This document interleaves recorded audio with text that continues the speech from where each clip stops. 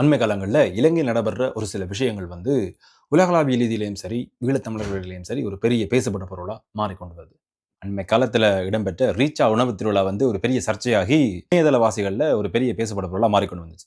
அத மாரி இப்போ ஒரு விஷயம் இலங்கையில அதுவும் சிங்கள ஆட்கள் பரவி வாழ்ற இடத்துல ஒரு சம்பவம் நடந்திருக்கு. என்ன மாரின்னு பார்த்தீங்கன்னா, போலீசார் அதுவும் டிராஃபிக் போலீஸ் என்ன செஞ்சிருக்கணும்டா, இலங்கை பிரஜைய வாகனத்துல போய்க் கொண்டிருக்க துப்பாக்கிய காட்டி மறைச்சிருக்கணும்.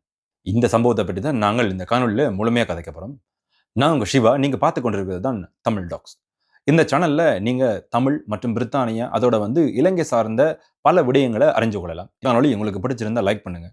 இந்த காணொளிக்கு கீழே இருக்கிற கமெண்ட் பாக்ஸ்ல உங்களோட கருத்துக்களை பதிவிடுங்க. காணொளியை உங்க நண்பர்களோட பகிர்ந்து கொள்ளுங்க. இலங்கையில நிறைய நல்ல விஷயங்கள் நடந்து கொண்டிருக்கு. பலதரப்பட்ட அபிவிருத்தி திட்டங்கள், தொழில் முனைவோர் சார் விடயங்கள் எல்லாம் புதுசு புதுசா நிறைய விஷயங்கள் வெளிநாட்டாக்கள கவனத்தை ஈர்த்து கொண்டிருக்கு. அதே மாரி அங்க நடக்கிற சில அசம்பாவிதங்களும், பிழையான நோக்கத்தோட எடுக்கப்படுற சில விஷயங்களும் பேசப்படும் பொருளா மாறி, ஒரு சில சம்பவங்கள் உலக மக்களோட பார்வையில இலங்கைய தவறான ஒரு கோணத்துல பார்க்கக்கூடிய மாரியான ஒரு சூழ்நிலைய மாத்தி கொண்டு வருது. அதுக்கும் குறிப்பா இந்த சம்பவம். இது சிங்கள ஆட்கள் பரவி வாழ்ற இடத்திலேயே இந்த சம்பவம் நடந்திருக்கு. அப்ப யோசிச்சு பாருங்க, தமிழ் மக்கள் பரவி வாழ்ற இடத்துல இப்படி ஒரு சம்பவம் நடந்திருந்துச்சுன்னா, எவ்வளவு ஒரு பெரிய பிரச்சனைக்குரிய விஷயமா மாறி இருக்கும்.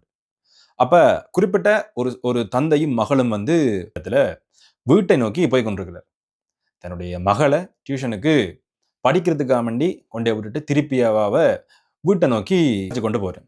அப்படி அழைச்சு கொண்டு போற ஒரு நேரத்துல, இரவு நேரத்துல ஒரு குடும்பத்தோட அவர் போறார். இந்த வாகனத்துல இருசக்கர வாகனத்துல போறார். அந்த நேரத்துல மகளும் தந்தையும் போய் கொண்டிருக்கணும். அப்பேக்க போலீசார் துப்பாக்கியை காட்டி அந்த தந்தையையும் மகளையும் வழிமறிக்கணும். இத பார்த்த மகளுக்கு ஒரு பெரிய அச்சம். அப்பாவை ஏன் இப்படி மறைக்கணும்? எதுக்காக இப்படி மறைக்கணும்? என்ன நடக்க போகுதுன்னு ஒரு பெரிய ஒரு பதட்டத்தோட அந்த குழந்தை இருக்கு. தந்தைக்கு ஒரே யோசனை. ஏன் எங்கள மறைக்கணும்? அதுவும் துப்பாக்கியை காட்டி ஒரு தந்தையும், ஒரு மகளும் போய் கொண்டிருக்க மாறிய சந்தர்ப்பம் என்ன? சூழ்நிலை உருவாகுது என்று அவருக்கு ஒரே யோசனைகள், கேள்விகள். அந்த கேள்விகள் போலீசாரிடையே வாக்குவாதமா மாறுது. போலீசார் தரப்புல இதற்கு சரியான பதில்கள் எதுவுமே சொல்லப்படல.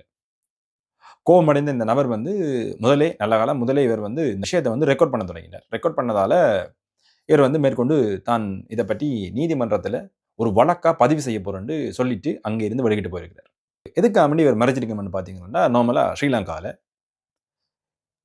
டிராஃபிக் போலீஸுக்கு ஒரு சில சட்டங்கள் இருக்கு. சட்டதிட்டங்கள் அவைக்கு இருக்கு. அவ எந்த ஒரு வாகனத்தையும் மறிச்சு செக் பண்ணலாம். ஆவணங்கள சரிபார்க்கலாம். இந்த வாகனம் சரியானதா? அந்த நம்பர் பிளேட் சரியா? இல்லாட்டி களவு வாகனமா? என்ன மாரியான வாகனம்? இல்லாட்டி வேறு எதுவும் பிரச்சனை நடக்குதா? இப்படி ரோந்து பணிகள்ல ஈடுபடலாம். இதுக்கு சட்டத்துல முழுமையான இடம் இருக்கு. ஆள என்றாலும் எங்கேயும் வரிச்சு சோதனைக்கு உட்படுத்தலாம். இப்படி ஒரு சட்டம் இலங்கையில போலீசாருக்கு வழங்கப்பட்டிருக்கு. அந்த சட்டத்தின்படி இவ சரியா நடந்து கொள்ளணும். ஆனா அந்த சட்டத்தின்படி இவ சட்டத்துக்கு முரணான விஷயங்கள் நடந்து கொண்டிருக்கணும். என்னென்னு பார்த்தீங்கன்னா, கை துப்பாக்கி எடுத்து ஒரு இலங்கை குடிமகன்ல காட்டியிருக்கணும். இதுக்கு சட்டத்துல முற்றிலுமே ஒரு இடம் இல்ல.